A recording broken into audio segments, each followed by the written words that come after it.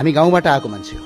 तपाईँ कहीँ हुनुहुन्छ होला, कोही प्राणीलकण्ठ पढेको, कोही भिएस निकेतन पढेको, कोही रातो बङ्गाला पढेको। हामी अङ्ग्रेजी पनि बोल्न जान्दैनौँ, किन हामी त्यो दुर्गम क्षेत्रबाट आएका हौँ। तपाईँका बाबुबाजेहरू धनी थिए, पढाए। हाम्रा बाबुबाजेहरू किसान थिए, पढाउन सकेन। तर हामी सङ्घर्ष गरेर यहाँ आयौँ। त्यो सङ्घर्षको एउटा आँसु हुन्छ। राज्य कसलाई चाहिन्छ? यो सुन्नुपर्ने कुरा हो, यो अहमता होइन। राज्य जहिले पनि शक्तिशालीको पक्षमा उभिने होइन। राज्य निमुखा र कमजोर नागरिकको सहारा बन्नु। सम्माननीय प्रधानमन्त्रीज्यूलाई सम्माननीय सभामुख मार्फत म भन्न चाहन्छु, सम्माननीय प्रधानमन्त्रीज्यूलाई राम्रोसँग थाहा छ सुत्केरीको व्यथा भनेको के हो। उहाँलाई मात्र होइन, यो देशलाई नै अवगत छ। हामी गाउँबाट आएको मान्छे हो।